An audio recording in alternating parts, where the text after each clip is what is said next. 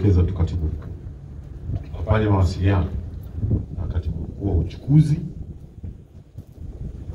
na katibu mkuu wa ofisi ya rais ya waziri mkuu anayeshughulikia kazi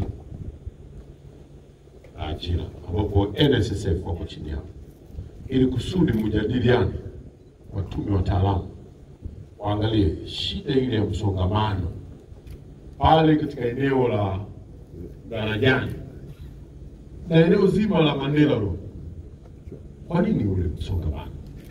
Pamoja na ni nini tufanye ili kusudi tuondokane na ule msongamano, kwa sababu sasa ile daraja kuna wakati itafika inakuwa kwamba ile tija haipo, haiwezekani. Ni lazima tutafute namna ya kwa nini na namna gani tunafanya suluhu ya kuondosha ule msongamano katika ile eneo, ili watumiaji wa daraja lile waweze kupita kwa raha na starehe, tuwapunguzie adha kubwa wanayoipata. Bunge pia vile umezungumza juu ya jambo linalohusu barabara ya huko Kigamboni. Sisi tumelipokea na tuna miradi miwili mitatu tunaendelea nayo. Tunatumaini tutasukuma miradi hii ili kusudi ikamilike kwa wakati. Lakini waandishi wa habari, haya yaliyosemwa na mbunge hapa yanahusu vivuko ya hapa feri, na kwamba vinasibiwa wakati mwingine vinasimama kabisa na vinazusha taharuki kubwa sana kwa wananchi, ni mambo ambayo yamenisukuma pia vile kufanya ziara hii. Utendaji kazi wa TEMESA. Serikali ya Rais Daktari Samia Suluhu Hassan imepokea barua kutoka kwa wananchi ya malalamiko yanayohusu utendaji kazi wa shirika letu la TEMESA. Barua ile imeeleza juu ya uzembe wa watendaji.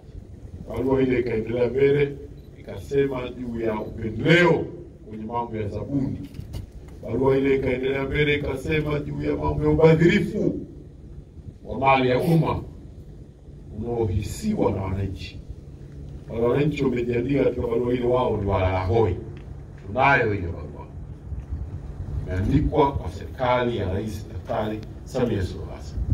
Serikali iliamua kuunda timu ya uchunguzi. Timu ile imefanya ile kazi vizuri kwa muda wa miezi miwili, kuanzia mwezi wa 8 mpaka mwezi wa 10. Imepita nchi nzima kukagua mwenendo na taratibu za shirika letu la TEMESA. Timu imemaliza kazi, imetuletea ile ripoti, na ile ripoti imebaini kweli kabisa kwamba kwa udhaifu mkubwa sana wa kiutendaji, kwa uzembe na huko ubadhirifu wa mali ya umma, mamilioni ya fedha yametajwa na uzembe kabisa umetajwa katika ripoti ya siri ambayo tumepata sisi. Ni ripoti ya serikali, na tume imenipa ushauri, imetoa ushauri wa kwamba ziko hatua za kuchukua. Moja, kutokana na jambo linalohusu uzembe, imeshauri kilichofanya. Na mbili, kutokana na jambo la ubadhirifu wa fedha za mali fedha za umma, ziko hatua pia vile zilizoshauriwa. Sisi Wizara ya Ujenzi ambayo ndio yenye dhamana na shirika hili la TEMESA, na kwa kufuata maelekezo ya viongozi wetu Daktari Samia Suluhu Hassan, Makamu wa Rais Dr. Nchimbi, balozi, lakini vile vile Waziri Mkuu Daktari Mwigulu Nchemba, ya kwamba serikali ya awamu ya 6 haitavumilia uzembe wa aina yoyote, watendaji wazembe, wabadhirifu, wakaichonjo.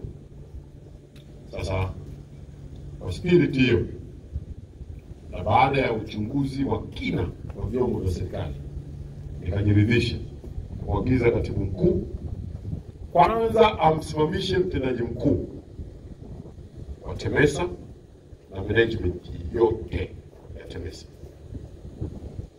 na tayari kazi hiyo ameshakwisha kuifanya mara moja. Kwa hivi sasa tumewasimamisha wote.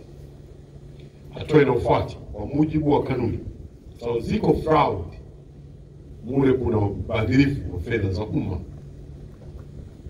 watu wameuziana hewa, kuna huduma hewa TEMESA zimefanywa, yaani kiasi kwamba kuna mambo ya udanganyifu mkubwa ya zaidi ya shilingi bilioni 2.5 zinafika bilioni 5 fedha za Kitanzania.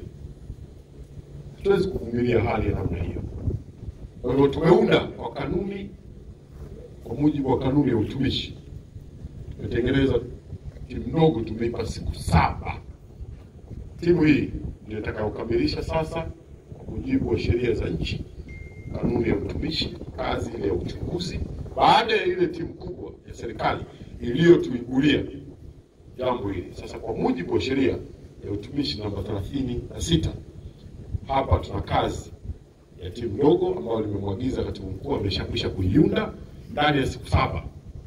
Baada ya hapo wanaohusika wote watakwenda mahakamani.